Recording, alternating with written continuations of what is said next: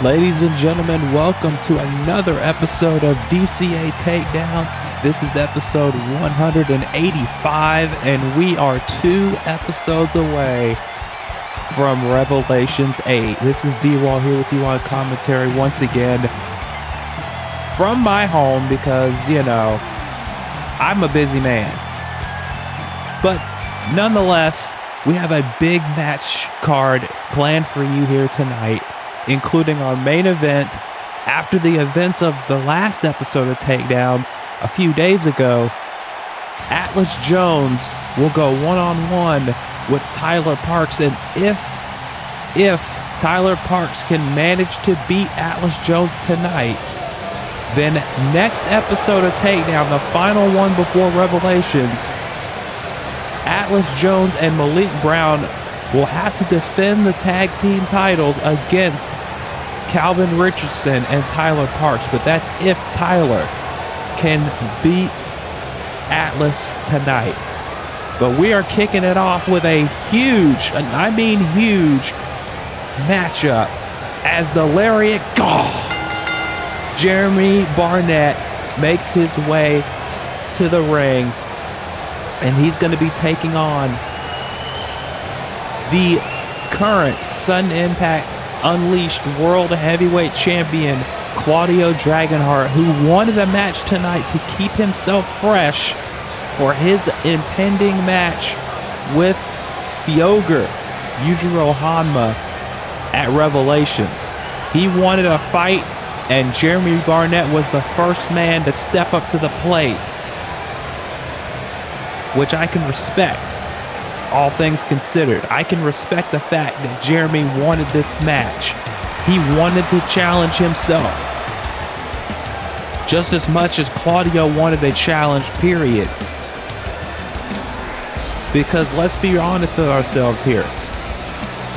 Claudio is about to be up against the toughest opponent, I should say, of his entire career in Yujiro Hanma at Revelations, a man who can stop an earthquake with his bare hands.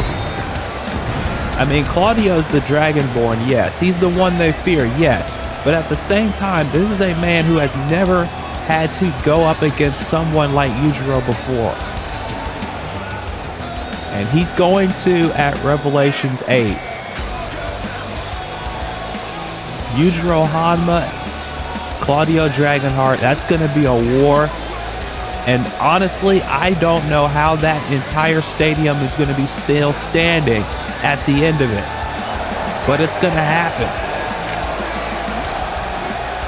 Claudio and Yujiro. But tonight, he can't focus on Yujiro.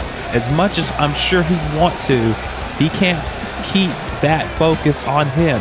He's got to stay focused on Jeremy Paisley tonight. Not Jeremy Paisley, excuse me, Jeremy Barnett tonight. Because if he's not, then Jeremy's going to end up getting a massive win and could propel himself toward a future Sudden Impact Unleashed title shot. Because on episode 8, we know that Claudio's going to be fighting. He's going to be fighting a man who he's had issues with for the last few months, over almost a year, as a matter of fact, in Marrow. And that event, I can go ahead and tell you now, that event, Sudden Impact episode 8, which will be entitled Emergence, that is going to be And Jeremy saying, "I don't fear you." And Jeremy doesn't fear anyone. He doesn't fear any man, any being. And he's proven that over his entire career as he gets sent all the way over. But in any event, that episode is going to be taking place during Revelations week. Oh God, what a clothesline! And I don't think Claudio has any ill will toward Barnett.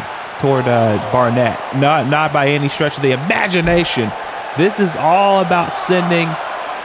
I mean, not even so much sending a message to Yujiro as it is just sending himself a message that he's going to be ready for this match. Is all it is. It's not anything ill will towards Jeremy. It's not necessarily trying to use him to send a message, because Claudio could do that fairly easily if he really wanted to.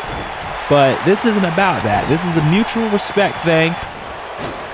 Barnett took the challenge when Claudio asked for competition, and I can respect that, and I'm sure Claudio respects that. And I know deep down, I'm pretty sure there's a healthy respect for Yujiro Hanma in Claudio, because they're both fighters. They're both world beaters. In that respect, I'm sure Claudio has respect for Yujiro, but at the same time, he understands the danger that Yujiro faces if he is allowed to be off the rails, off the chains, if you will. And Claudio cannot allow himself to let that happen if he can avoid it.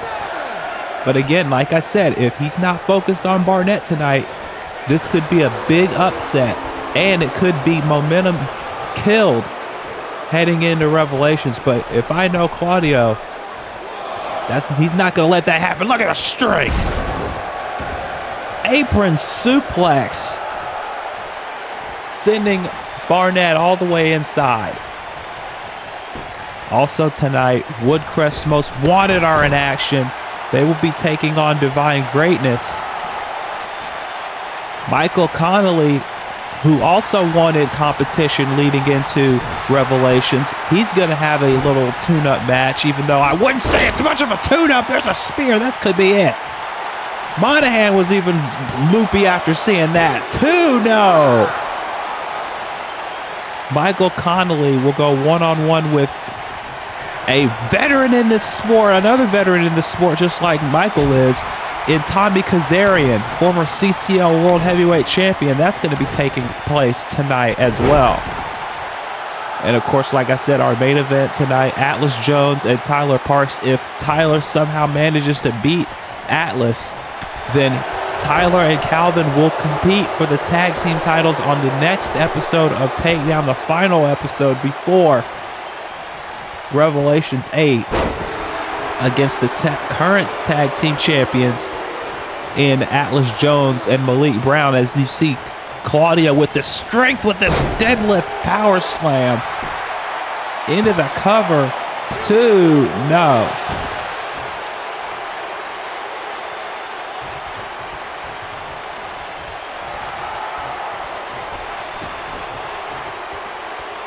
And I will also be running down the card for Revelations.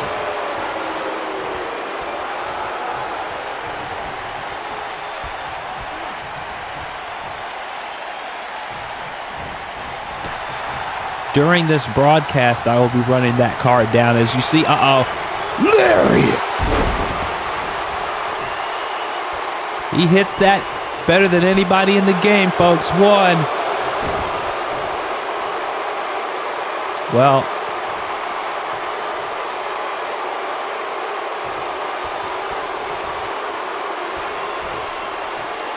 I mean, I'm not really that surprised, to be completely honest.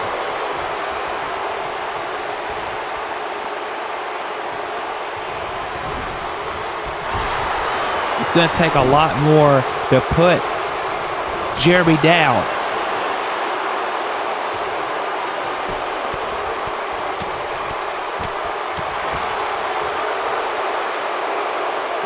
To Jeremy's credit, he's giving it everything he's got right now. I will say that.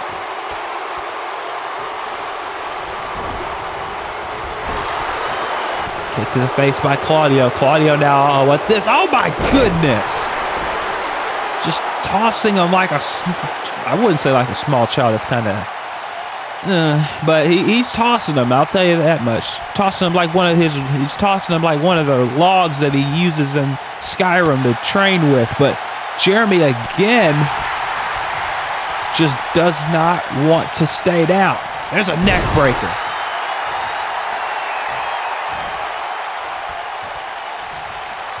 And now again, just pouring it on Claudio, which honestly he's going to have to do. He's going to have to do everything possible in order to beat Claudio here tonight, because Claudio is not going to be easy to take down. Look at that! Diving over the top rope on the Dragonheart. Because again, he understands, he realizes what he's got to do here tonight. He understands that this has to be the fight of his life if he's going to end up with the upset victory here. And now, nope, countered by Claudio. And now Claudio, top rope. What's he looking for here? Touch the toes with the shooting star press. Nicely done, but again, only a 2.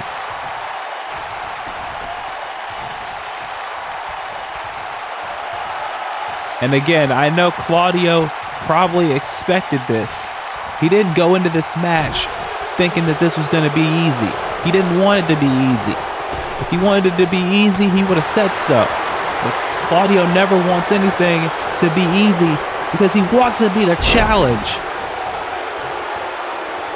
And right now, Paisley, I keep saying Paisley. They have the same first name, folks. That's why. Barnett is making it a challenge for Claudio here. Speaking of Paisley, I keep saying Paisley's name. I might as well mention him while I'm at it. Paisley will be one of the, and Barnett is up. He took that. He took that, and then he took that knee. But he's still trying to get up. He's still trying to get up, and he's asking Claudio to bring it. And Claudio's like, okay, I'll bring it. Elbow. Punch. Spinning him around. German suplex, no. Claudio off the ropes. They bumped into each other. He hip checked him in a way. Body checked him rather. And there's an arm drag, or hip toss rather. As I was saying, Paisley, since I keep saying his name so many times, Paisley is going to be one of the 5 men in the Dead Man's 5 for the Celestial title at Revelations 8. It will be Haru Glory defending against Jeremy Paisley, Chris Knight, Aaron Anderson, and a 4th participant that'll be determined when the match begins, or at least on that night rather. Arm drag from the top rope. And that will be taking place at Revelations 8. Paisley, of course, coming off of that huge match for the world title at Gateway to Heaven. Came so close so many times to winning that world title, but just could not get the job done. But he put up the effort of a lifetime, and now he's getting an opportunity at the Celestial title at Revelations. Is now Claudio looking for way of the voice, but Barnett keeps countering.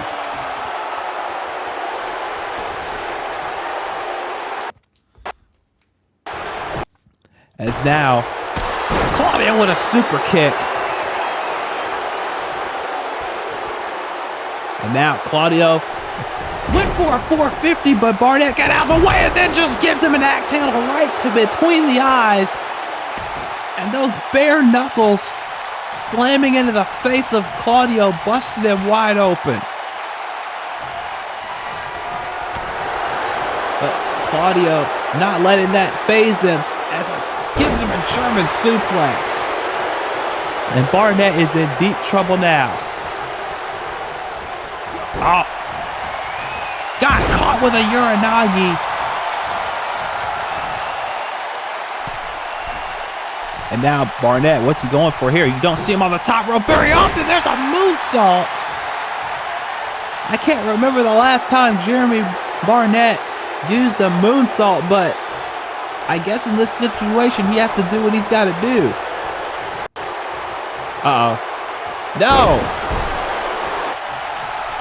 Again, it seems like Jeremy has control, and then Claudio just takes it right away from him. Byron's carried by Barnett. Barnett with a lariat. He didn't get all of it, and that might cost him, as you see right there.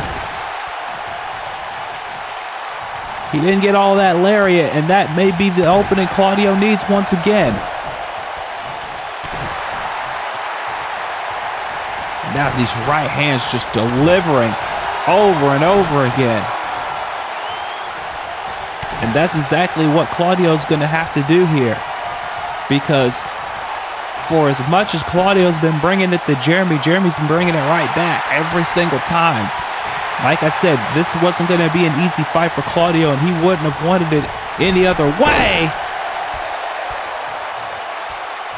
Because let's be honest, Yujiro is not going to make it easy for him by any means. That is going to be a war to end all wars at Revelations. And if Claudio's not ready, if Claudio is not prepared, Yujiro's going to run right through him.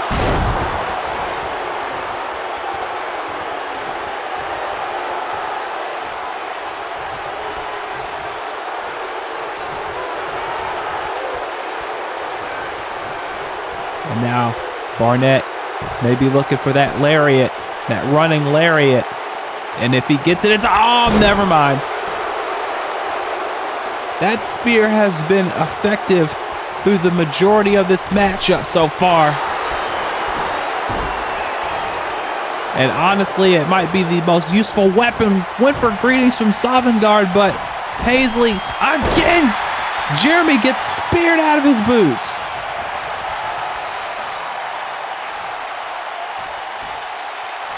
Barnett is in deep trouble now. Well, maybe I spoke too soon. Oh, never mind. I spoke too soon about speaking too soon. Barnett is in trouble again. No, wait, no! Again!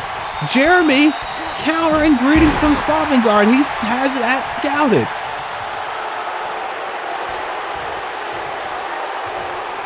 He has that greetings from Sovngarde scouted.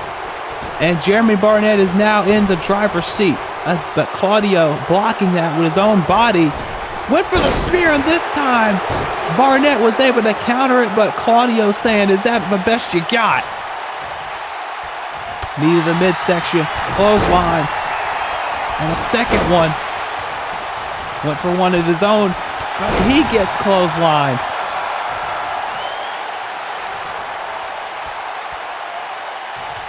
And Jeremy's in trouble.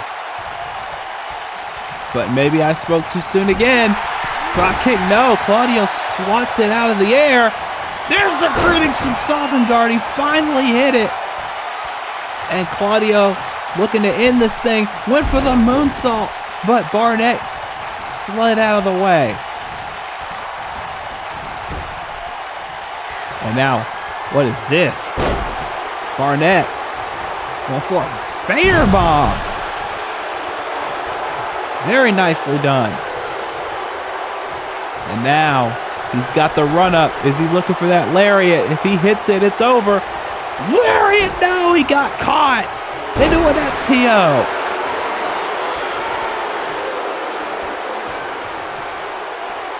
And now going for this power slam again on Barnett.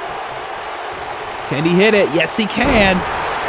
But the blood is in his eyes, and he knows he's got to put this match away quickly, because any injuries that he suffers tonight, he's going to take into him. He's going to take into that match at Revelations, and Yujiro is going to be the kind of guy, the kind of monster that will take any and all advantage of something like that. And Claudio cannot afford to be less than 100% going into that fight with the Ogre by any means. Went for that spear, but Barnett caught him with a forearm. Went for an elbow. Claudio blocked it. Claudio going for something here, but Barnett countered with a reverse DDT. And Barnett is in complete control right now. Until then, Claudio with a forearm. Went for a sidewalk slam. And Claudio got a knee right into that cut. Wait. Oh my goodness. Flapjack by Claudio. And Claudio is saying this is it. No. Barnett caught the foot. Off the ropes. Barnett looking for something and another flapjack.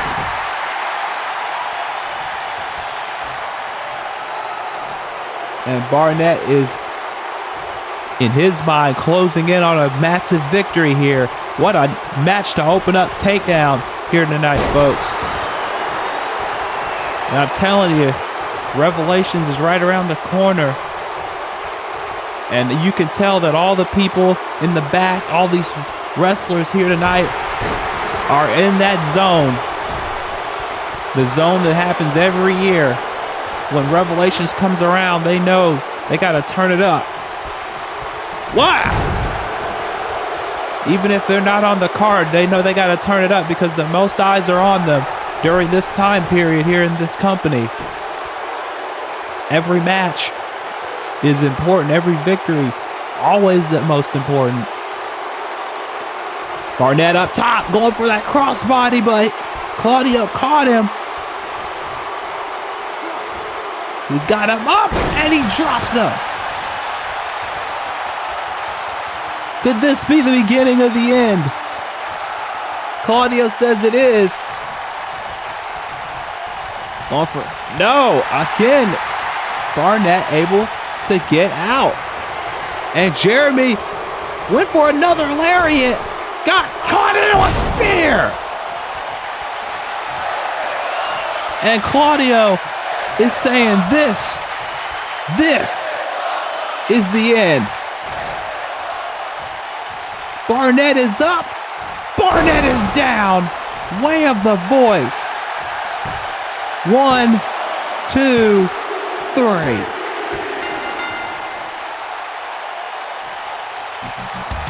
And Claudio Dragonheart getting a very impressive victory against Jeremy Barnett here tonight. Barnett gave it everything that he had.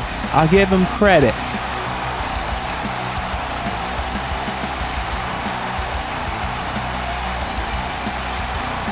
But if Claudio was not ready for Yujiro before, got him up, spear.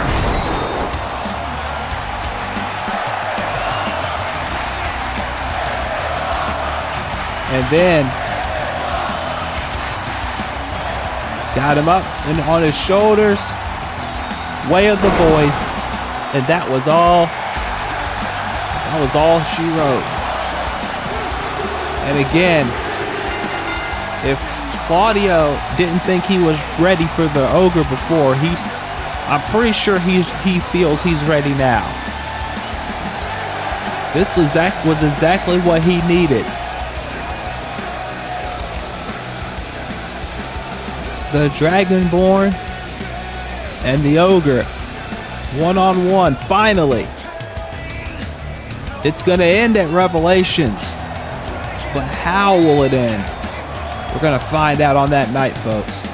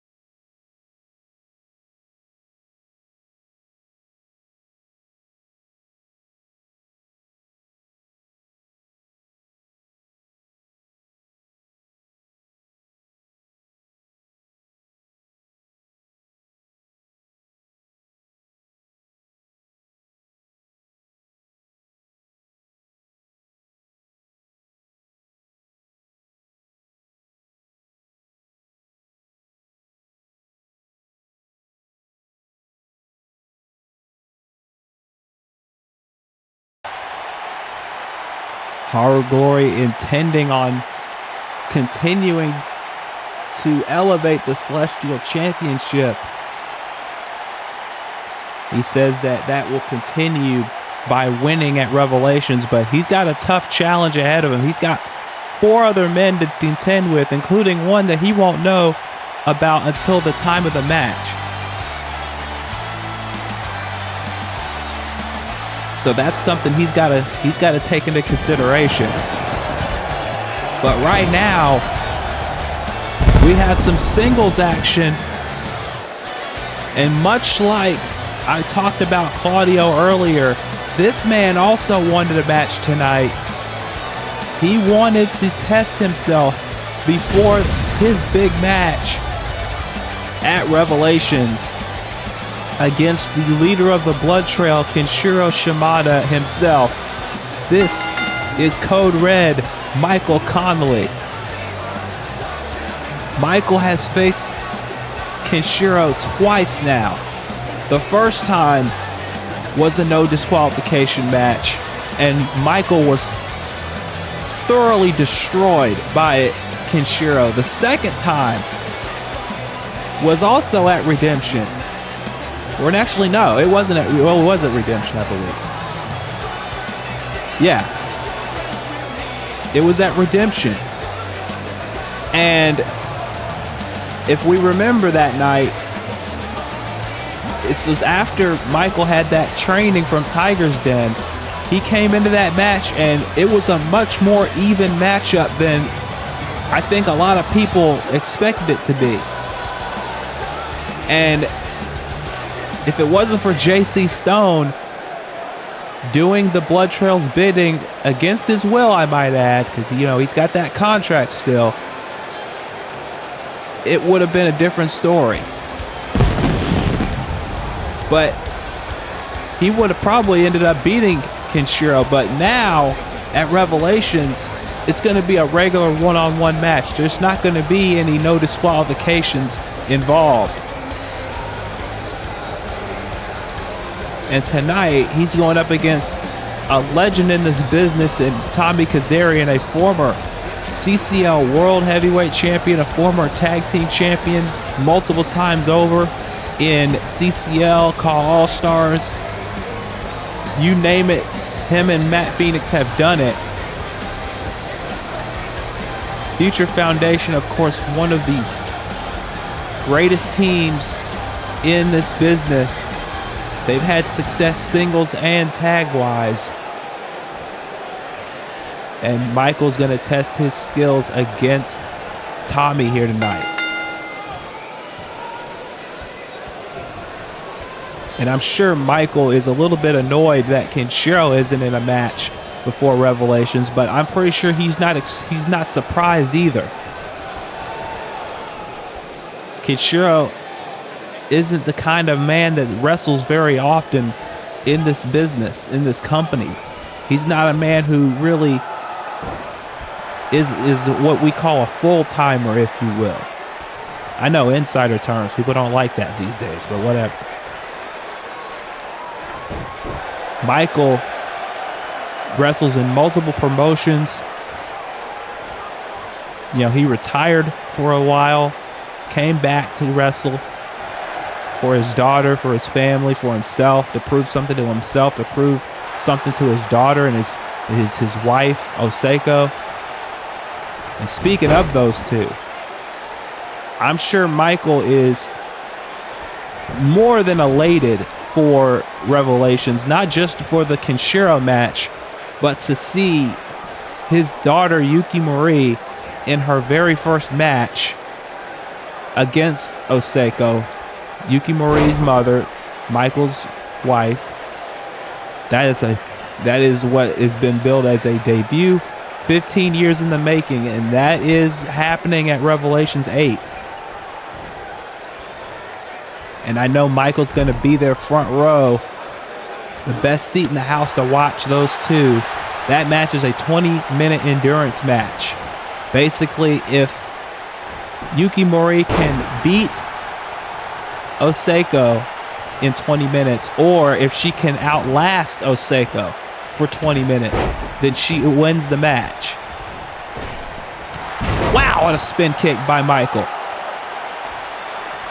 So Michael's got a lot going on right now in his mind.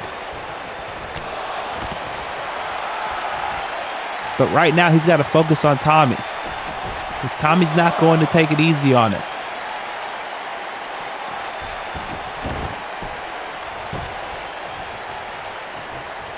And also at Revelations, we have a Falls Count Anywhere matchup.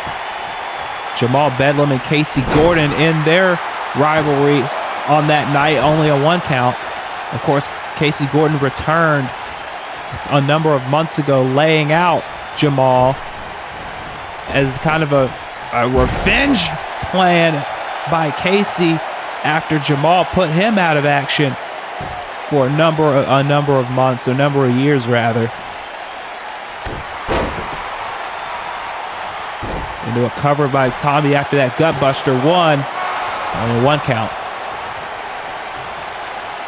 We also got title matches at Revelations 8, including the Burnout Championship. Tommy Vercetti against Lupin III, a rematch from Gateway to Heaven. There's a nice head scissors by Tommy.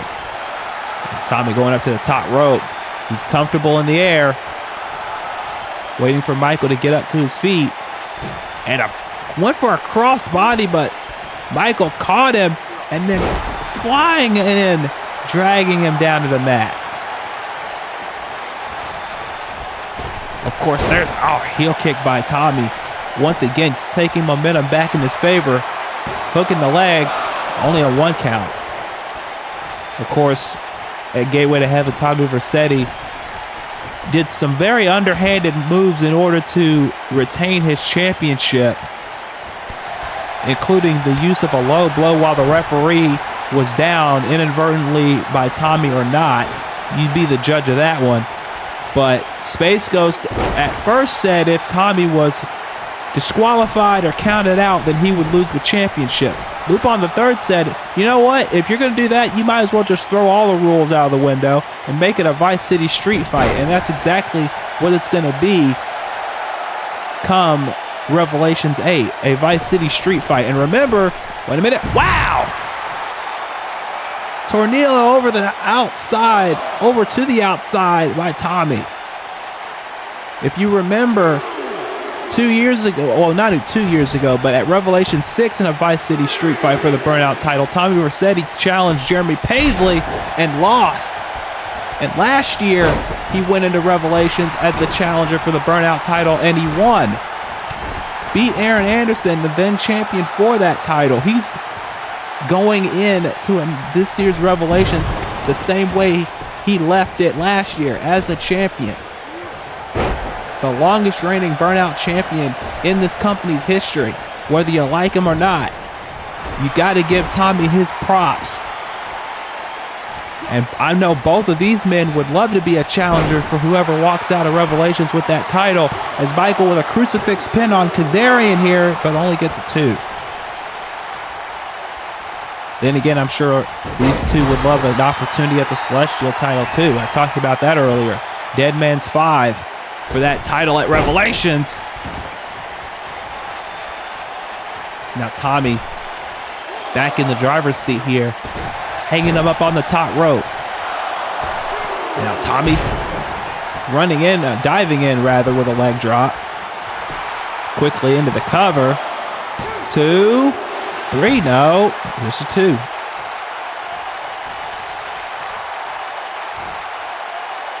Now look at this. Michael back in control. Moonsault, no. Tommy able to slide out of the ring, and now Saito suplex, or a backdrop suplex, if you will. Quickly going in for another cover. 2, no. Pure Championship on the line at Revelations 8 as well, which was announced a few days ago on the last Takedown episode. Kiyoshi Saiba defending against Dante Styles. That's going to be a purest dream match right there between two of the best pure wrestlers on the roster, as Michael now with the rights and the lefts taking Tommy down. Tommy's not going to back down, that's for sure, but Michael catches him with a German suplex, but Kazarian's hands were underneath the bottom rope, forcing the break. Revelations coming from Soldier Field in Chicago, heading back to Chicago once again for DCA action. 2, no. Over 60,000 people expected for that show. That's going to be a big 2 nights in the Steel City, that's for sure. Isn't that Detroit? Ew. I want to be where Charles is. Anyway, Chicago's going to be rocking for DCA, that's for sure. And we hope that you join us on YouTube to make that the biggest Revelations event ever. Tornado DDT by Michael. So however you can, join us for that night when it airs. 2, no. When those videos go up, hit the notifications. Hit the notifications now, actually. Hit subscribe. Hit the bell so you know when the videos go up, because YouTube doesn't let people know when my videos go up, especially with my viewer count. The algorithm's not working with me here. So any way you can support the channel, please do. Might be opening up what you call super chats and stuff soon. I don't know yet. 2, no. Off that Michinoku driver. Might finally open up that merch store too. I know a lot of people have been wondering about that. So we'll see. It's gonna be 10 years this year. Gotta do something big for it. Northern Light suplex by Michael. And Michael's right back in control. But can he keep it? Not for long. Kazarian kick to the midsection and a big drop kick. And Michael having to take a breather to the outside. But if you know Kazarian, he ain't going to let Michael have a breath. He'll let him have a minute, but not too much, because there's a crossbody to the floor. And Tommy Kazarian is back in control. Taking him inside the ring here. And now what's Tommy got planned? Moonsault? Yes! And you saw the elevation he got off of that too. 1, 2, 3. No, only 2.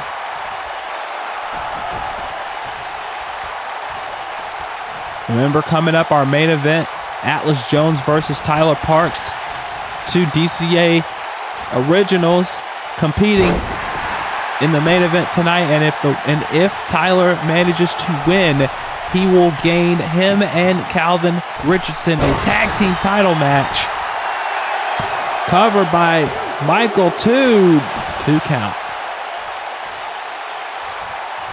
If Tyler is able to beat Atlas, he will gain Tyler, and Calvin Richardson a tag team title match on the next Takedown episode.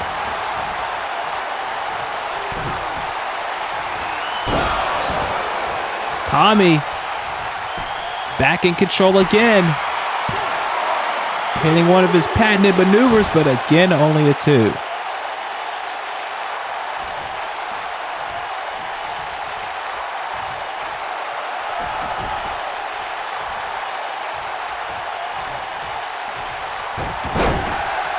But Michael again trying to keep some offense, but these two going back and forth now. Oh, went for a heel kick, and Tommy catches him with a backbreaker. Now he's going to go for the swanton. No, guillotine leg drop instead. The cover, 2, no.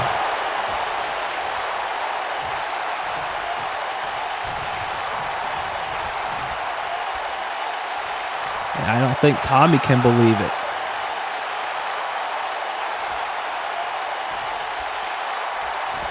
But in all honesty, maybe he should, because Michael is the kind of guy to give up easily. There's sudden impact by Michael. 2. No.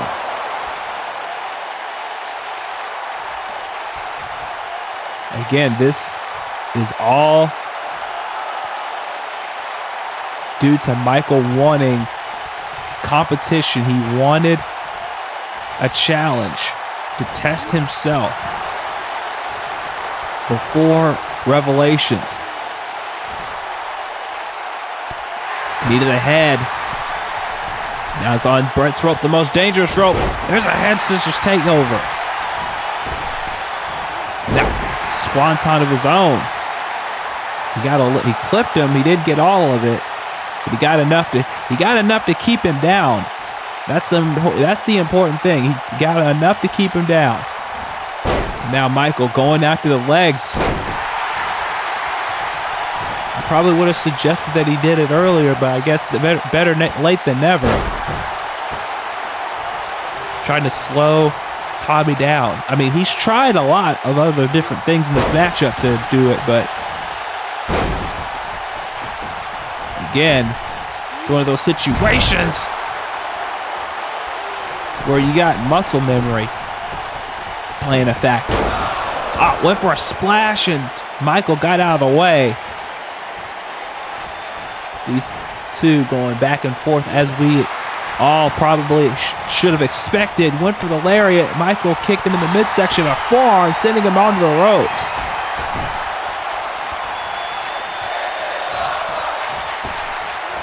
Now Michael diving over the top rope. Again, we should have expected this from these two. The fight that they're putting on. We should have expected nothing less than the absolute best from both of them. Connolly Comet, no, got caught with the cutter. Kamikaze cutter out of the air, but it only gets a 2.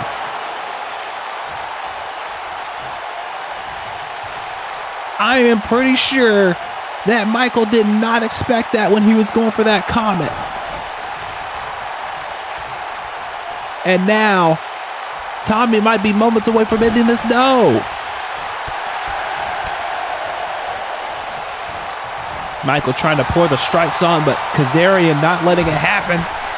Mongolian chop. And now, off the ropes. And now doing a barrel roll over the top. Eddie Mack would be pleased with your barrel roll. But can Tommy finish the job? Wait for Michael to get up. Went for a springboard crossbody. And he went for a moonsault. Both of these men missing their primary high-flying maneuvers. Michael finally getting that German away from the ropes, but only gets 2. Credit to Michael. He's not wasting time. He's trying to go right back on him, but Kazarian with a forearm and another one. Off the ropes now. Tommy, arm wrench, no. Forearm by Michael. Michael going for a kick. Tommy on Brett's rope. Gets caught. Mac knife powerbomb. 2, no.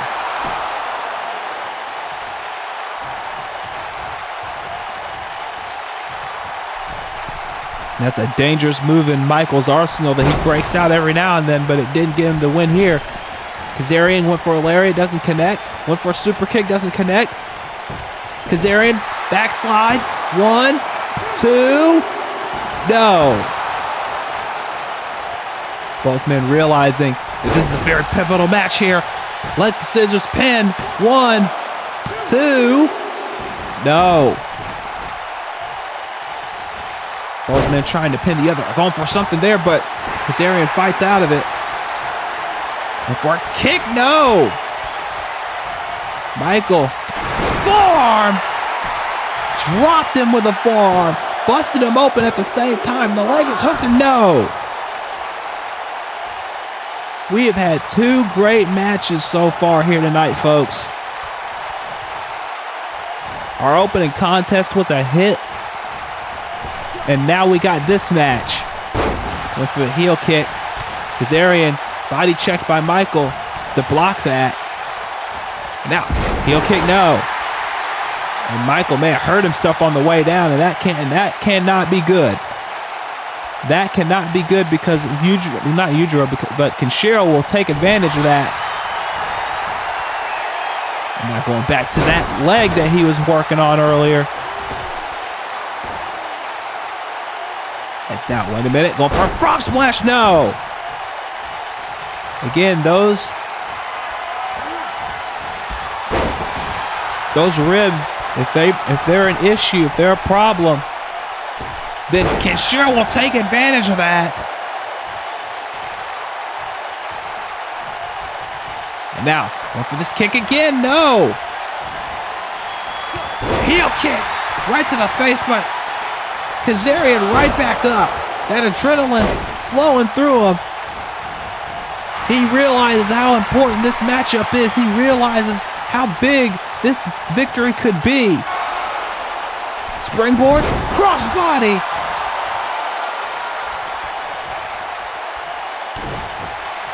Kamikaze cutter.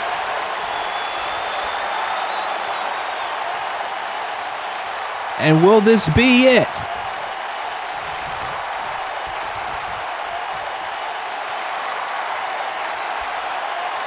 Can he finally land this kick? He's been trying all night, but he got caught into a dragon screw leg whip.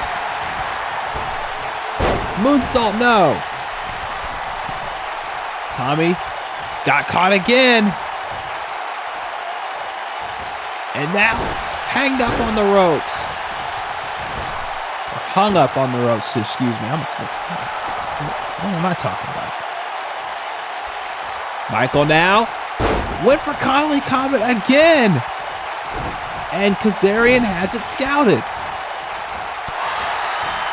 Both men fatigued, they're tired, they're swinging, trying to hit someone, trying to hit something. I can completely understand it. Going for this Mac Knife powerbomb again. And he doesn't hook him this time, he just lets him drop. And could this be it? Can he hit? No!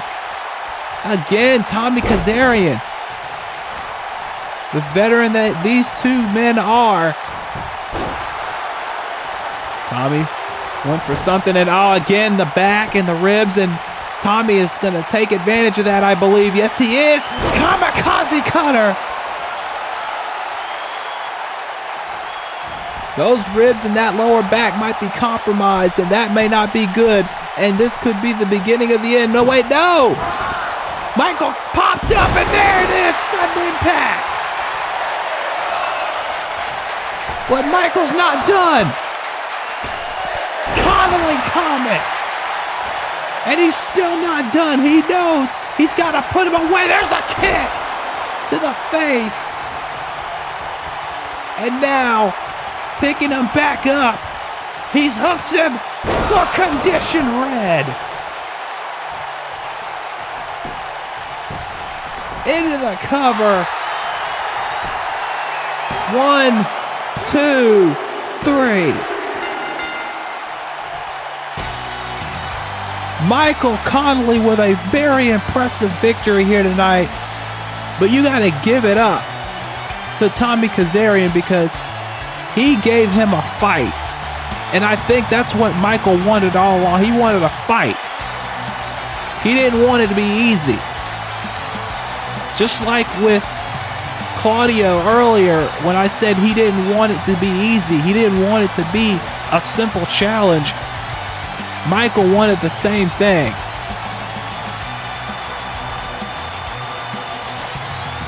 And deep, deep down, Michael has to know, he has to be satisfied with what he was given tonight, because now I'm sure he's ready for Kenshiro at Revelations. The only thing is the ribs, the lower back. Is he going to be ready for that? Is he going to be 100% by the time Revelations runs around, especially with all the other promotions that he wrestles with? He's going to be going into those with those bad ribs. There was condition red. And that was all she wrote. 3 count. And now Michael heads into Revelations 8 with some momentum on his side as he looks to finally defeat Kenshiro Shimada one-on-one. And like I said, it's not a no disqualification. It's regular singles rules. Let's see how it goes this time.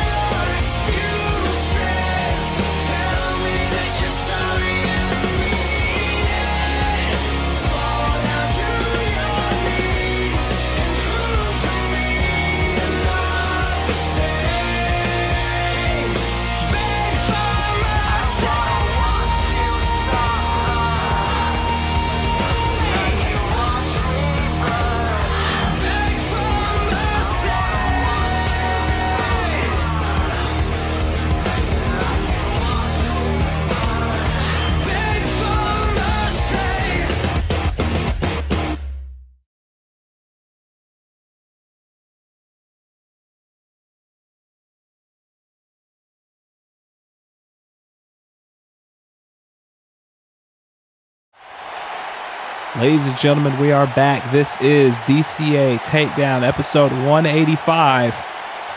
This is the second to last takedown before Revelations 8 and Revelations Week, featuring a Horizon episode, the episode 8 Sudden Impact, and so much more that will be announced very soon.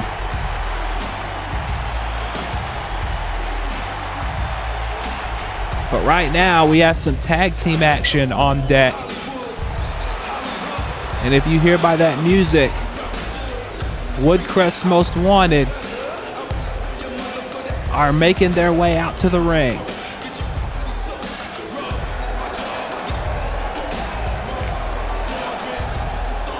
And Woodcrest's Most Wanted, let's be real, they have not been so successful in this company. But the fans still love them. The fans still want Woodcrest's Most Wanted around.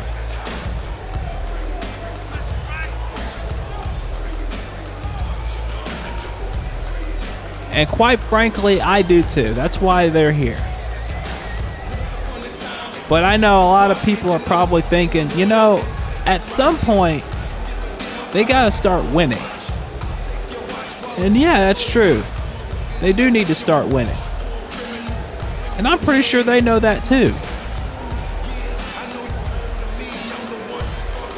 They know they need to win. Will tonight be the night? I don't know. That's up to them. But they're going up against a very tough team. They're going up against former tag team champions in Divine Greatness.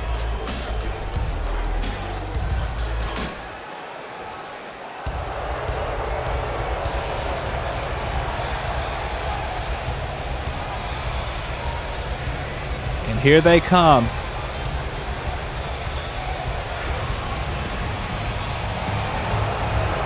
Brian Barnett on the left, Alex Divine on the right. They are Divine Greatness.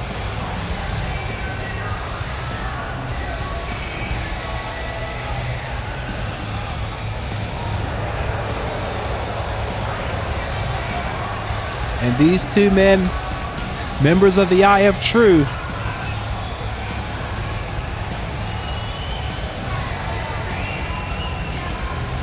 You know, deep down, they want a shot at the tag team championships at some point.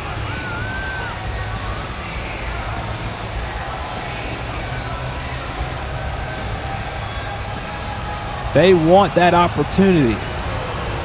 Both of these teams do.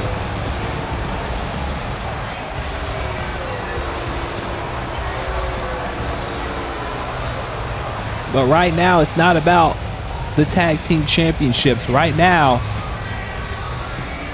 it's about this tag team match here.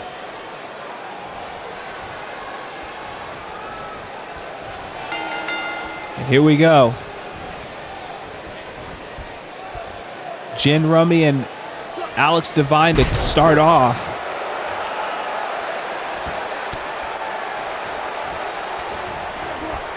Now, stun gun.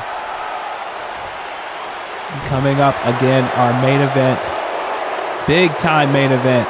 Atlas Jones and Tyler Parks one-on-one. If Tyler can win, he will gain a tag team championship match next episode for himself and his partner, Calvin Richardson.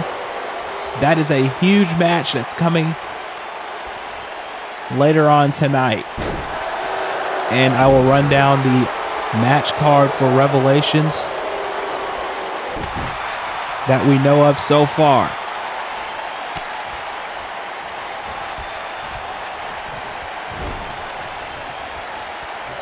Here comes Ed Wunsler III. These two men are, let's not mince words here. These two men are criminals, all right? They are street criminals. But you're not going to say that to their face. Not by any stretch of the imagination. You're not going to tell them that. I wouldn't tell them that. And now, Brian Barnett getting tagged in, the misfortunate son, as he calls himself. And he got taken down immediately. And this is what I was talking about, that street mentality. As if we don't have enough thugs on the roster. Either one. We got plenty of them. A whole smorgasbord of thugs. As now, oh, wait a minute, look at this. Look at this. Very nicely done. I didn't even know that Ed Wunsler III could do any submissions. Then again, I don't know what he does in his private time. Uh-oh. Drop kick.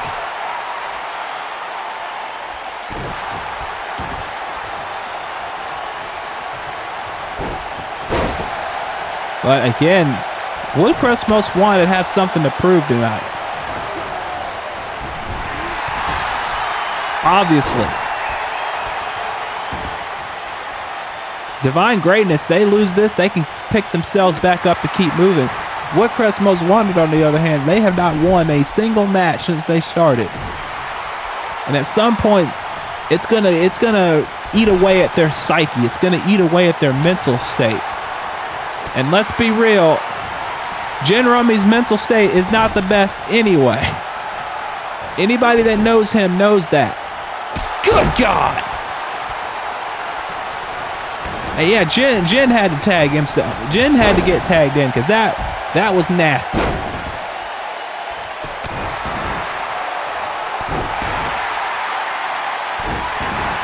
But Alex Divine is not continuing to care. Because let's be honest, Divine Greatness doesn't care.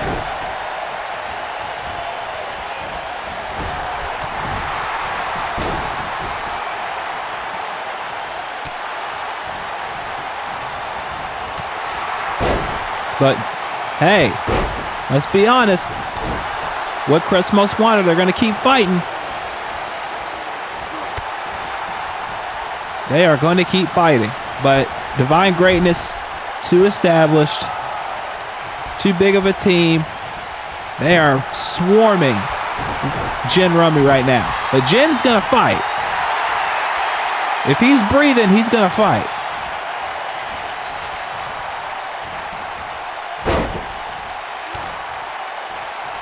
But Brian Barnett still going on.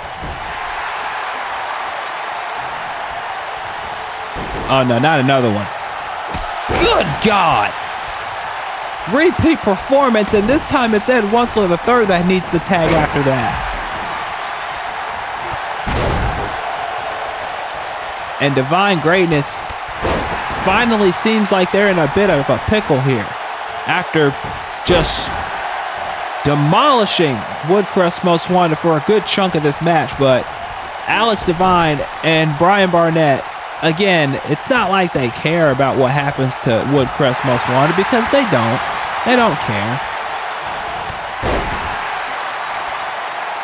They just want the win. They want the money that comes with the win, and then they want to spend that money that comes with the win at the bar after the night's over. It's really about it.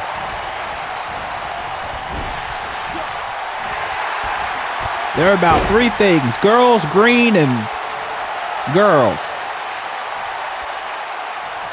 That's about the long and the short of Divine Greatness's mission statement. I'm sure there's another G in there somewhere, but it's for girls tonight. As Brian now setting Wensler up onto the top. Up. Got caught. Samoan drop.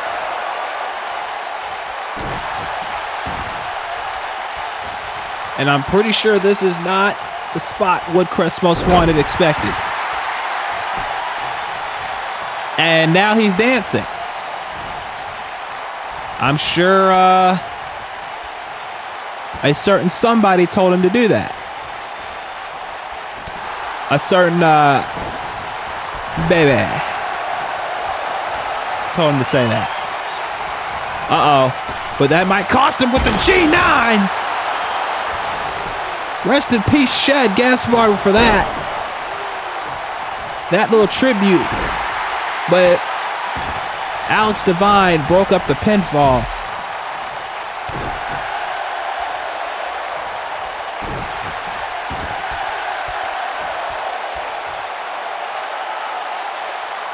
And now submission. Again, I did not expect Woodcrest Most Wanted to go technical here. But it's not working too well. I mean, they're going technical, but they're not really proficient in that. They're not really proficient in said technical.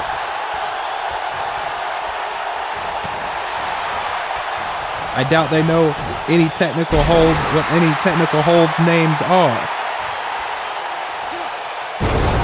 I'm pretty sure they just got a DVD of wrestling moves before they came out here and watched a few and said, you know what, let's try that. And they did that right after they tried to rob a bank and failed miserably.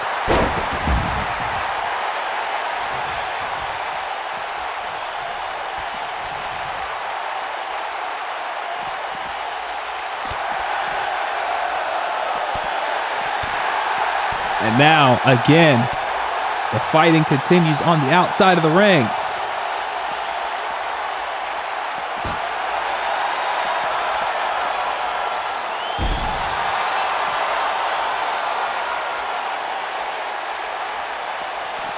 I don't know how long this fight's going to go, but it's been mostly Divine Greatness so far. I mean, Woodcrest Most Wanted have had their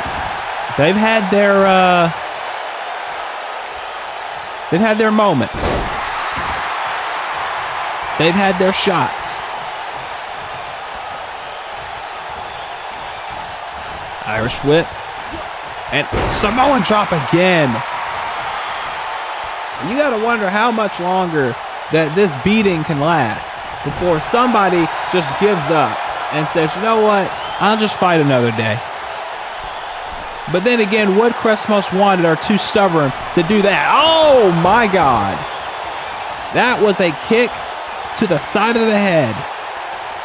And Alex Divine gets tagged in. And Divine Greatness once again back in control. Oh Oh my God, that was a knee right to the side of the head. The leg, it's got to be over, yeah. I said it. Divine Greatness was in control for a good chunk of this match. And I'll give it to Woodcrest Most Wanted. They tried. Like they always do. They tried. But at the end of the day, the experience, the determination, and the downright willingness to show that they do not give a single damn about Woodcrest Most Wanted or what they want or what they're here for proved to be too much. And when you get a knee right in your jaw like that, you're sleeping. You ain't getting up. Alex Divine, Brian Barnett, they want to get back to the tag team championship picture.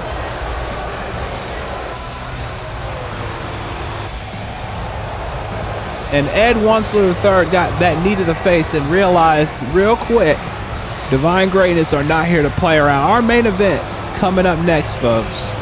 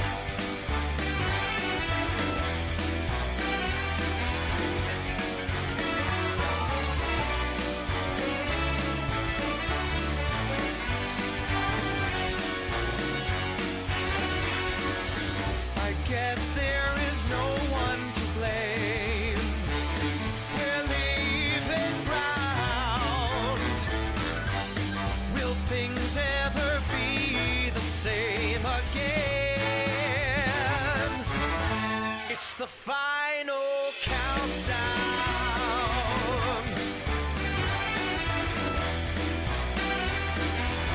Oh, the final countdown.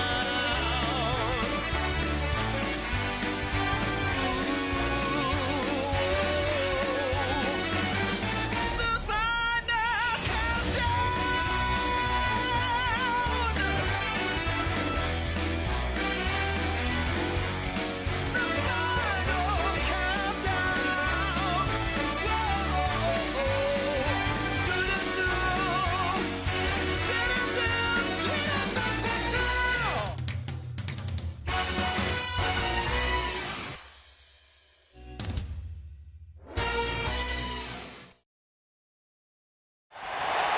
Ladies and gentlemen, we are back to Takedown episode 185, and I got a very stern talking to from Jen Rummy, who told me that I was calling him Ed Wonsler through the majority of the match, and he's right, and I'd like to apologize now before I get beaten the hell up by those two. They still lost the match, though. So my apologies, folks. But one thing that I will not mess up or screw up like I've been doing for most of this show, like calling Barnett Paisley and getting Ed Wonsler and Jen Rummy mixed up. One thing I will not screw up is this match card for Revelations. And I hope you don't screw up by not watching this event when it comes out. This is the official theme song of Revelations 8. It is Forgive Me by Boa. It is wherever music is sold and streamed. Please listen. Boa is great. She's the queen of K-pop. She's amazing. Trust me. Hell in a Cell. James Needham, Malik Brown. This rivalry will finally come to an end inside Satan's structure at Revelations 8.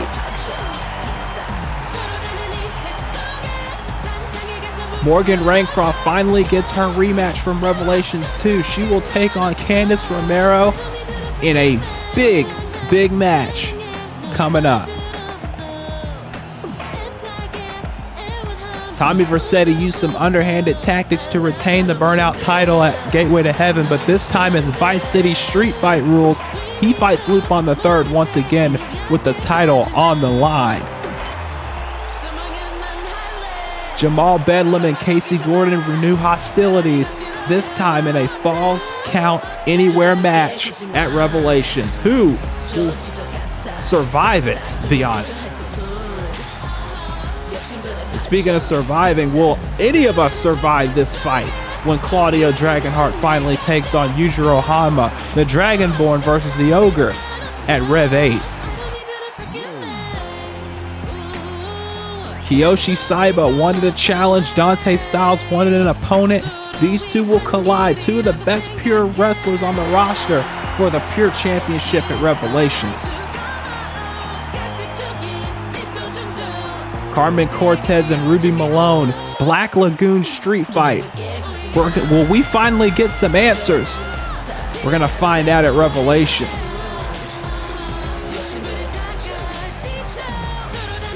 Trixie Decker wanted competition. Abby Thorne and Kimberly Page wanted top spots. Now they're getting it. They're all getting it. Triple threat for the Goddess title at Revelations.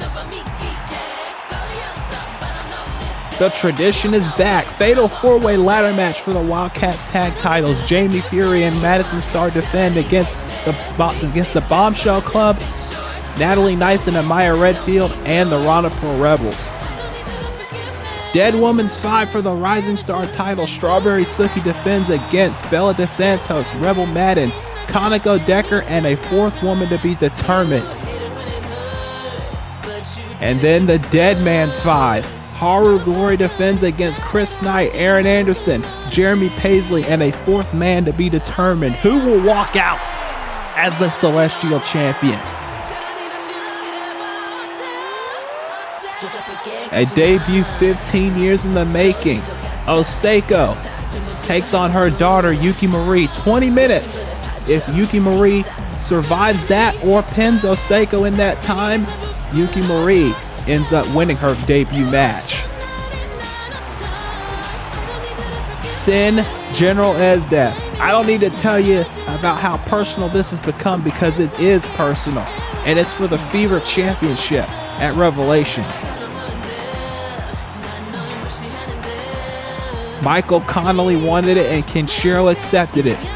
It's a singles match this time, but can Michael finally beat Kenshiro? We'll find out at Revelations. This match is personal. Akira Yukimura, Mizuko, Dragon Sanctuary. I don't know what the hell to expect with this one, and I don't think anybody else does either.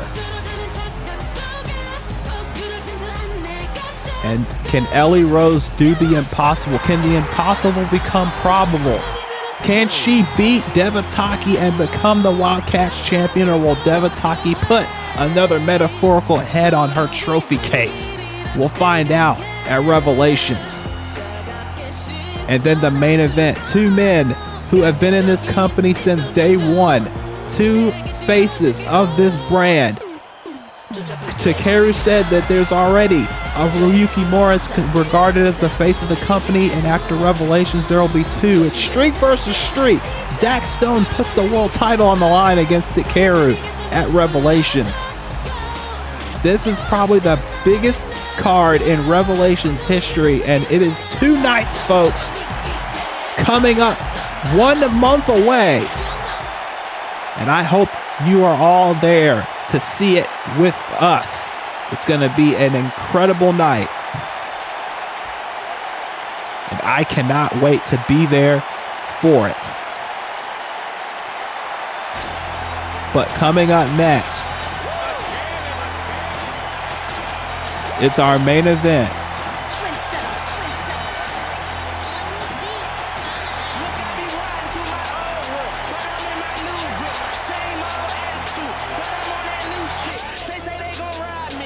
It is our main event. Tyler Parks, who has been, to say the least, on a resurgence the last few months.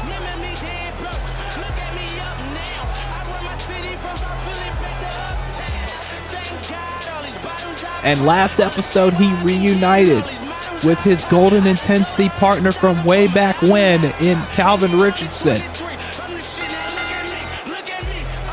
And now tonight, he goes one-on-one with a man he knows very well, an old rival of his, as a matter of fact, in Atlas Jones. If you know the history between these two, it is a very, very violent, very personal feud. Back in season 3, Tyler Parks ended up marrying Atlas's sister, Sapphire.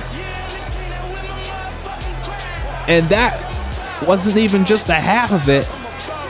Tyler also revealed some very personal stuff against Atlas. And Atlas took a sabbatical for the majority of the season. He came back and absolutely blitzed Atlas absolutely blitzed Tyler at Revelations 3. And now, all these years later, how things change. These two men have grown to respect each other again. These two have grown to, take a liking to one another again. All that beef that they had is in the past. And now they are squaring off here tonight. And there they are. As unlikely as it is, these two men who also hated each other, these two men who also had a beef with one another. Malik Brown, who was who had the rallying cry, who was the first man in line to say Atlas is a scumbag and how he doesn't, he's not here for the locker room and all that stuff a few years ago. He was the ringleader of that. And all these years later, they're now not only seemingly trying to bring Black November back, but they're also the DCA Tag Team Champions. Malik's second reign as a tag team champion here in DCA. His first was with his brother Dante. But tonight it is about Atlas one-on-one with Tyler. Once again, renewing hostilities. Except this time, I'm sure it's a lot more respectful. It's a lot more, spirit of competition and not just two men trying to rip each other's heads off like there were back a number of years ago, as this is the main event of Takedown episode. Well, never mind about trying to take somebody's head off. This could be it early. 2. I thought that was it already. It's the main event of episode 185 of Takedown. It's Tyler Parks versus Atlas Jones. If Tyler wins, he gets the tag team title match with his friend Calvin on the next episode of Takedown. There's 2. No. I got to give it to Tyler for kicking out of that, but I also got to give it to Atlas for just trying to blitz Tyler in the early going in this match, trying to get it done quickly, because he knows how dangerous Tyler can get. He understands how dangerous this new Tyler Parks is, how focused, how motivated he's been the last few months to prove everyone wrong that he does belong here in the Destiny Championship Alliance. A lot of people said that Tyler just didn't have it anymore, that he wasn't wrestling elite anymore, but I think after what happened at Gateway to Heaven, when he took Zach Stone to the limit, to the point where the fans and even Zahia Morgan, Tyler's biggest critic, even Hit Kid, one of his biggest critics, were both cheering Tyler on, saying that they wanted him to win and beat Zach for that title. And I think that opened up a lot of people's eyes that this resurgence Tyler's on isn't some fluke. It isn't some, it isn't some here today, gone tomorrow. This is something that Tyler is motivated by. This is something that Tyler is inspired by. And this is something that Tyler wants to improve and progress on. Snap suplex, only getting a 1 count. And again, I got to give it to Tyler for wanting that. I've known Tyler a long time. I've known all 4 men in this match for a long time. 1 count. I've known all 4 of these men for the longest time now, and the thing is, I've never been more happy about something as I am with Tyler. Because Tyler's one of my best friends, one of my childhood friends, and to see this man finally getting the recognition that he deserves for the talent that he is says a whole lot about him. He's, you know, things have been said about all 4 of these men. Things have been, you know, said back and forth about how, this person's a scumbag, that person's a scumbag, blah, blah, blah. You know, but at the end of the day, these 4 men are the examples of how people can change if you give them a chance to. And I know that's a big, big talking point here in VW as of late. I know that's a big thing where people don't think that people can change, or people who think that, you know, and this isn't a shot at anybody. This is just my personal opinion. So don't get on my case and don't, you know, take it the wrong way. As you see Atlas going for a cover. 1, 2. No. But, you know, there's all this talk about people changing and people, you know, lashing out at everyone, and how everybody's just going to come back and lash out on everybody because it's this and that and the other. But these 4 men are the definition of how, if you give someone a chance and you give someone time and give them their space, they can see the error of their ways and change their ways and be better people. Atlas Jones, yes. Did he do some scummy things? I'm pretty sure he did. That's none of my business. I know some of it. I don't know the whole thing. But he's always been a guy that's had his demons but admitted those demons, and he has grown from that and become one of the best complete wrestlers on the roster. Tyler Parks, same way. Calvin Richardson, people always saw him as a Casey Gordon ripoff. Everybody thought of it and saw that, you know, a certain cartoon sound effect moment and thought that was the end of his career, and he turned it around, became world champion. You know, and Malik Brown, the more, you know, I don't have to say anything that he hasn't already said. Just look at the back of his jacket.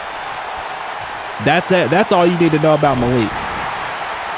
He's not a guy that keeps quiet and stays in the back and just lets things happen. If he's got something he needs to say, and he's got something he's passionate about, he'll say it, whether you like it or you don't like it. And you got it. Then these 4 men right here, you know, I've known them a long time, and I know what they're capable of. I know what, most of the time, I know what they're thinking about. So it's going to be interesting to see where this goes. And Tyler now working on the legs of Atlas, which is a smart move.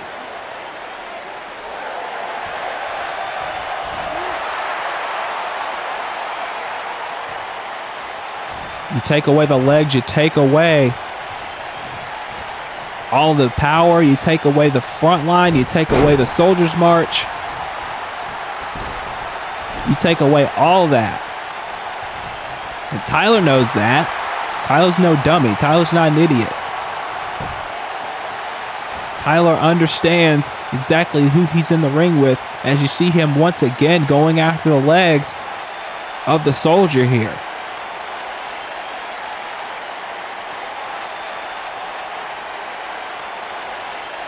And the way that Tyler is leaning back, the way that Tyler continues to wrench on the legs,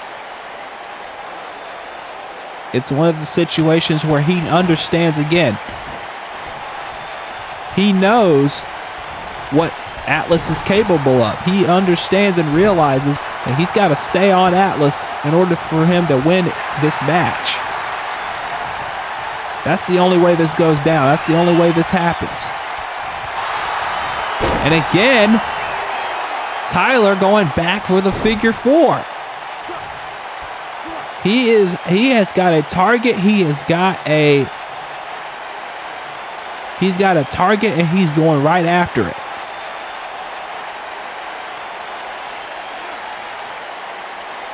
And honestly, again, I can't blame Tyler one bit for that, because again, this is Atlas Jones we're talking about. He may not be as big as he used to be, but he's still as strong as he's always been. And that's something that Tyler's got to contend with. That's something that Tyler has to understand and realize, that he's going up against a man who will overpower him if he is allowed to. And if you take out those legs, that power is significantly reduced. Chop. Another chop by Tyler. Tyler now coming in with the chops. Kick to the leg.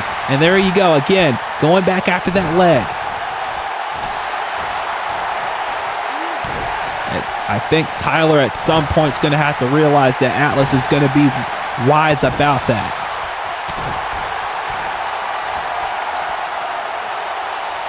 Going for another right hand, no.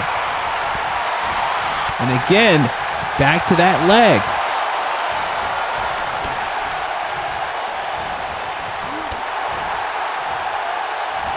And a dragon suplex.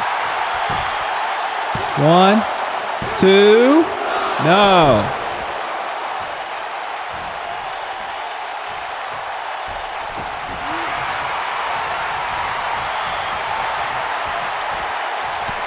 And now Atlas again. What is this? Power bomb, but Tyler's hand underneath the ropes. That was very unique from Atlas, and there you see the power now. Trying to plant, but you see Tyler, that little bit of an opening allowed him to capitalize a half Nelson suplex. And now look at this. Drops him down, hooking the leg. 2, no. If you saw on that gorilla press, it took him a minute to get his foot planted, and that was because of that bad leg that he's got. Normally, Atlas would plant his feet. He'd have that full extension on that gorilla press, and he would plant him, but he needed more extra time, and that allowed Tyler to get the advantage back. And now Tyler's on the move. Suicide dive to the floor. And it's like I said, Tyler working on that leg significantly hampers Atlas's ability to lift him up and use those power moves. And Tyler, knowing Atlas all too well, realizing that, and took advantage of the situation when he had it. Very nicely done by Tyler, gotta admit. Tyler for an elbow. Atlas swatted him out of the air. Now look at this, going over the nose. The nose and the mouth of Tyler Parks. Atlas is willing to fight dirty if he has to. He's done it before. Both of these men have, and to be honest with you, especially with a rivalry like those two have had, playing dirty is something that Tyler and Atlas both will gladly do in order to get a victory. They will gladly take any shortcut necessary. Now, neck breaker. Uh-oh, what's this? Suplex. Floats over. Another suplex. Floats over again. Into a fisherman suplex. 2. Only 2. Again, these two men have known each other from the very beginnings of this company. So if any two men know what the other's going to bring to the table, it's going to be these two. That's for sure. Uh-oh. Atlas now has got him in a powerbomb position, and he just tosses him into the turnbuckle. That could be it. 2, and Tyler has to get the bottom rope to force the break there. That's all the strength he had after that powerbomb, and I don't blame him. If I got powerbombed like that, I would only have enough strength to hold a rope too. I don't blame him one bit. Tyler rolling to the apron now. He has got to be in a severe amount of pain right now. But he's going to keep fighting. Tyler, we know what he's capable of. Oh my God. He went 30 minutes. He went more than 30 minutes. He went 45 minutes at least with the world champion at Gateway to Heaven. Both him and Paisley went 30 minutes. without a pinfall in that three-way dance. So if you don't know how far Tyler Parks can take it, if he's pushed to that limit, if he has to go 30 minutes, 45 minutes, 60 minutes in a match, Tyler showed exactly how much endurance he's got, so Atlas has to realize that. But Atlas with one arm, giving him a suplex.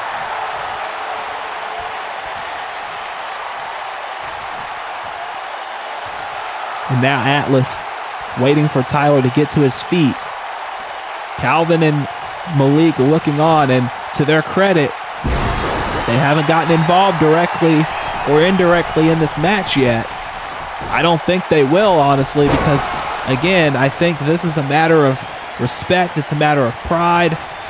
I don't think that this is one of those situations where either man wants to get involved and have an asterisk by the victory. They want this to be as clear as possible, especially considering that if Tyler beats Atlas, there's a tag title shot next week. Sunset flip by Atlas. 2. No. And Atlas, I know, wants a definitive win over Tyler. That's something that's very important. Powerbomb. Stacks him high. And now turns it into a Boston Crab. Otherwise known in some circles in some foreign countries as the DCA Special. I don't know who calls it that, but somebody does. I don't remember. I don't know who it is. I've never heard of him. Nonetheless, this hold is locked in.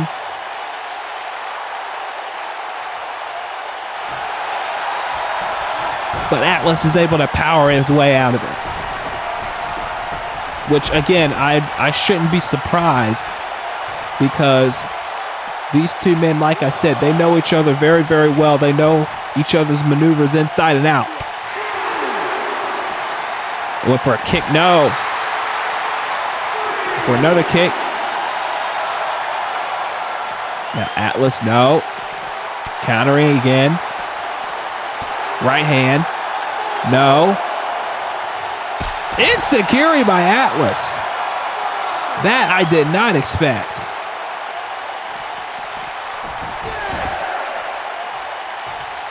Atlas back inside the ring. Atlas has, in the last couple of years, Atlas has pulled out a lot of stuff that I didn't expect from him. Oh, and there's a right hand. That I do expect from him. But these enziguris, drop kicks, that kind of stuff, I did not see from Atlas. But then again, Atlas is, like I said, he's slimmed down a lot in the last few years, and that's allowed him to be more versatile than he's been in his career. So, DDT by Tyler. Spiked him on his head. 2, and now this time it's Atlas who has to grab the bottom rope. I gotta believe that DDT, that sudden sheer drop DDT, knocked him so loopy he could only grab the bottom rope. He didn't have enough energy to kick his shoulder off the mat. But now Atlas is trying to get back in the groove here. Big right hand. Backstabber. Again, that versatility on display. 2, no.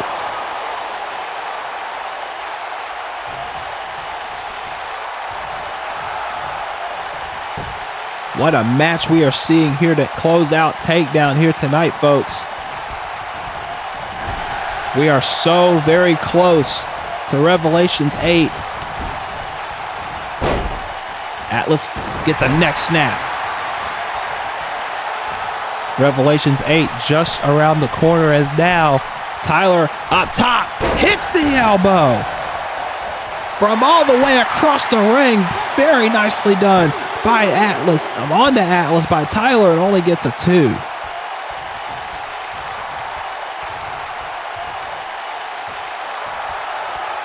And Tyler waiting for Atlas to get up. He wants to finish this. And also, I have a bit of breaking. Whoa! Went for the knee again. I got a bit of breaking news, but that might have to wait because Atlas is on the move, and he spears him to the floor. Right in front of Calvin. And Atlas and Calvin are no strangers to each other either. But I have some news on the next episode of Takedown. A big episode, the last one before Revelations. Regardless of if Tyler wins this match, and regardless if there is going to be a tag team title match on the next episode, again, I got to hold my thought because Atlas is flying again. Good God. This man is insane. The first ever DCA World Champion Atlas Jones showing why here tonight. Oh no. Have Nelson suplex release version on the floor. But as I was saying, regardless of whether Malik and Atlas defend their titles next episode or not, on the next episode, we're going to have a face-to-face confrontation between Malik Brown and James Needham, and if either man lays a hand on the other, they will be fired.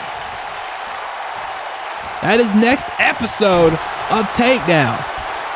So if James or Malik lay any hand on one another at all during that segment, during their face-to-face that they both agreed to, they will both, not just one, but both of them will be fired. And that is a direct order from Space Ghost. We do not want any confrontations, any fights. They've been fighting for months. But we do not want any of that happening before this big showdown at Revelations. Also, it's going to be pick your poison.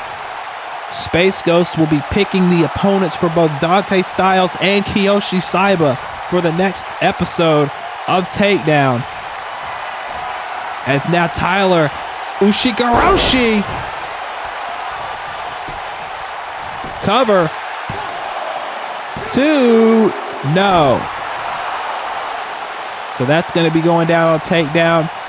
Niles Riley will be in action from what I understand.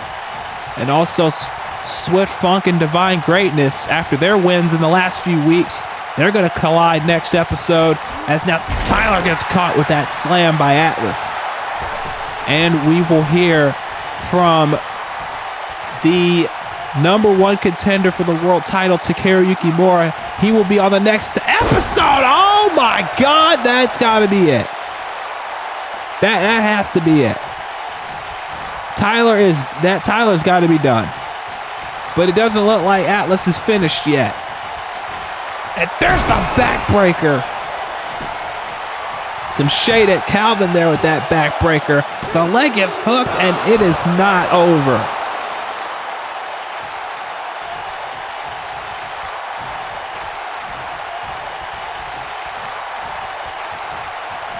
And now can Atlas hit the front line? No, Tyler, neck breaker. And now just takes him down and now just delivering punches.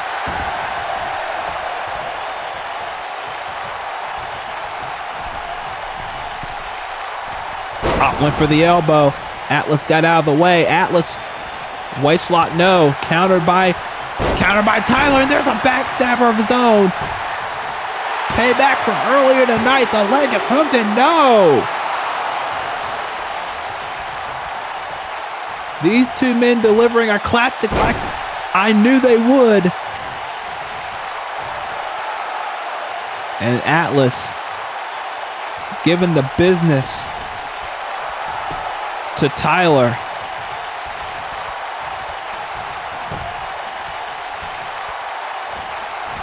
And now Atlas going for something, but Tyler caught him. No. Knee by Atlas. Atlas off the ropes. Tyler catches him again. And this time he hits that spiral bomb and he gets it. But Atlas just able to get his fingertips under the bottom rope. Oh no. Is he going for it again? No! Atlas Again countering. And another right hand that floors Tyler. And a second one. This man is not playing around tonight. Off the ropes. Tyler catches him. Can he get the spiral bomb? He got him, and this time it's in the center of the ring. 1, 2, no. And now Tyler's not finished.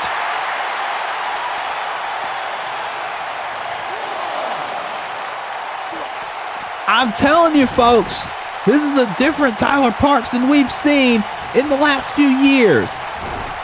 This man is different. This man knows what he's got to do. And if anything, he understands and realizes just what he's in for with Atlas Jones, like right now, with his power and strength come into play. Atlas off the ropes. Tyler looking for something. Oh, he got him. He got him up. Gold Rush, no. Atlas knows him too well by this point. And just tosses him. Just tosses him down like a small child. Not that Tyler would toss small children, because God no. And not that we would condone that, because God no. There's a suicide dive again.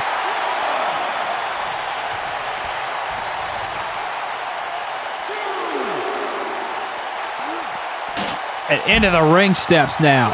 I think Atlas is done playing around. As if he's been playing around all night, which he hasn't. But my God, when you talk about these two, this right here is an example of what the Destiny Championship Alliance is all about. Great stories, great characters, great action, great wrestling that you see here on the DCA channel. Please subscribe. Tyler in trouble, no.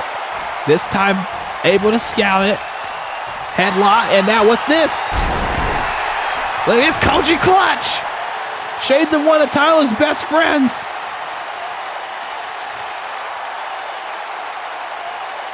And he's got it locked in. Somewhat all four of these men know, as a matter of fact. But that's another story for another time. Tyler has got it locked in, and Atlas is in trouble. Atlas trying to flail, trying to reach the bottom rope, possibly with his feet, but he can't make it there. He's just out of reach, and Monahan is right there to check and see if Atlas is going to give it up here. I don't think Atlas has ever tapped out in his career.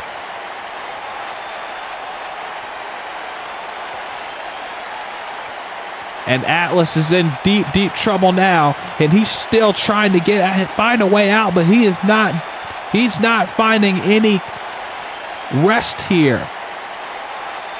And he might be fading, actually. No, he's not. Got an elbow in to break out of that hold. And then just drops him. But Tyler getting right back to his feet.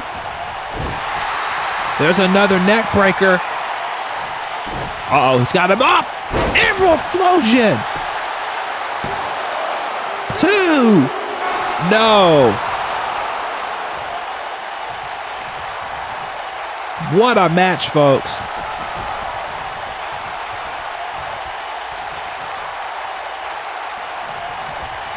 And now, oh, wait a minute. Oh. Way out. Went for the boot.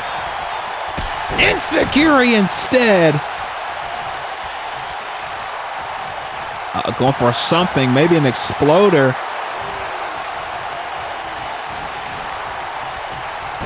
No. Going for the, no. I don't know if he was going for the Ushigoroshi or the Gold Rush, but either way, Atlas once again able to scout it. Chop. And another one. And Malik says stay on him, and Atlas is trying to stay on. There's another chop. Off the ropes. Tyler. Small package. 2. No. Both of these men obviously have to be running on fumes at this point. And it's hard not to see why.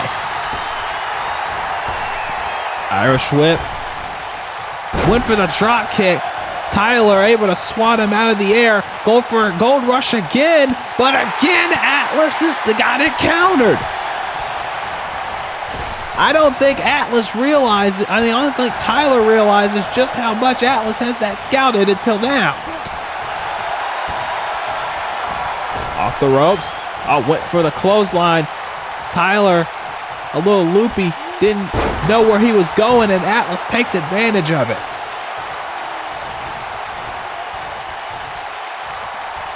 And now, Tyler off the ropes, so is Atlas again, and this time, Tyler just decks him.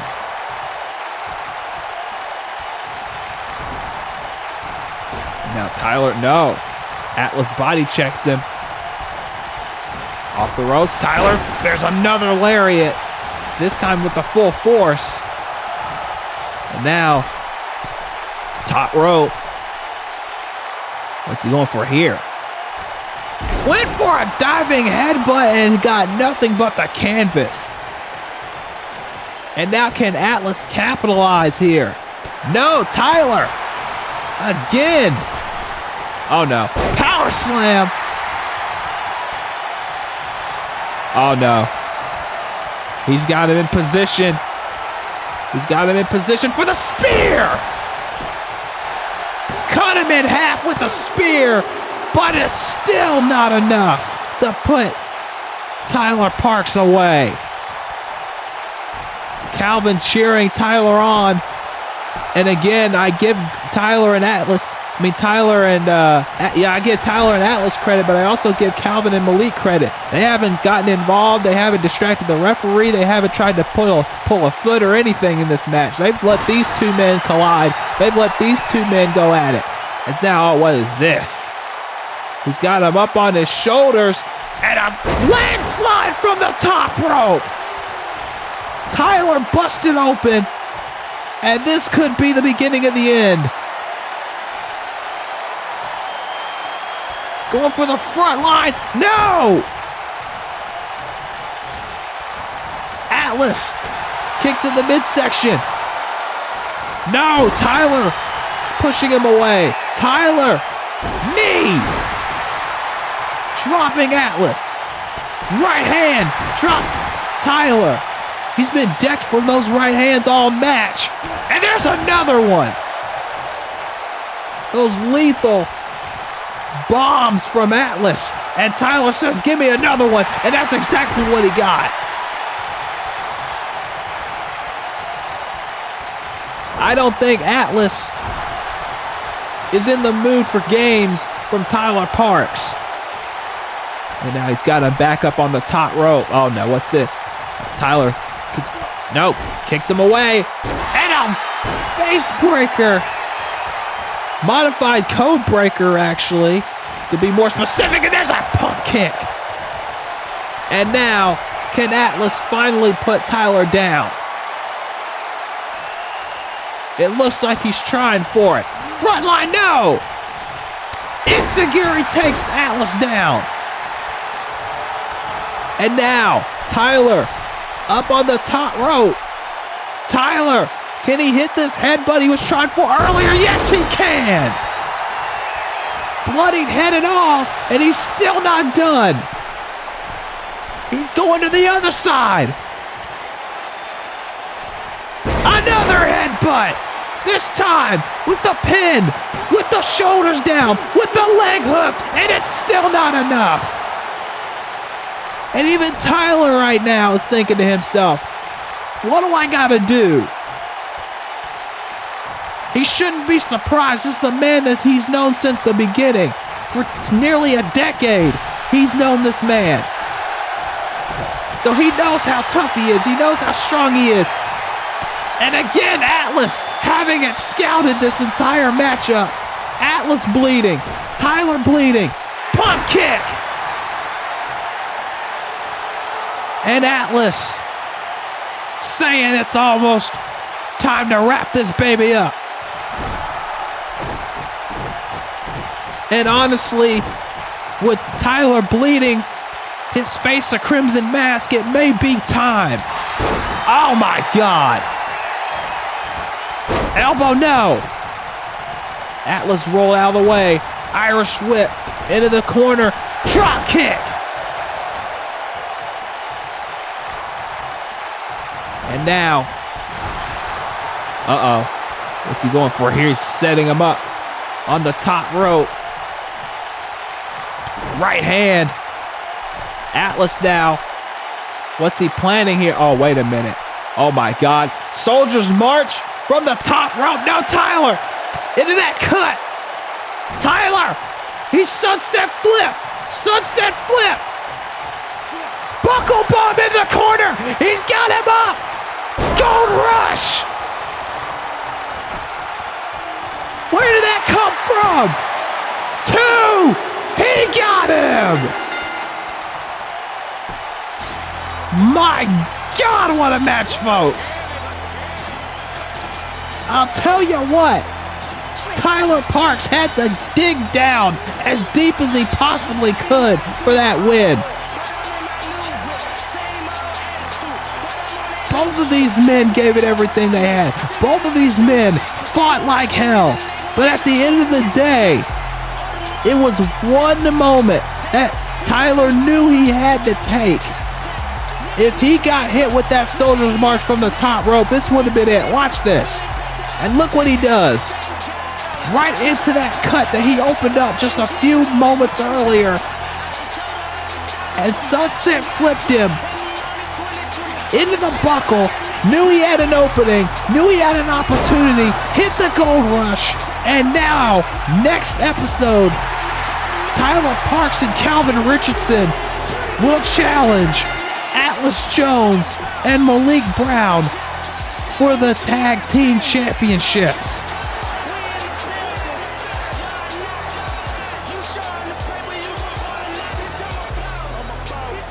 What a match, folks.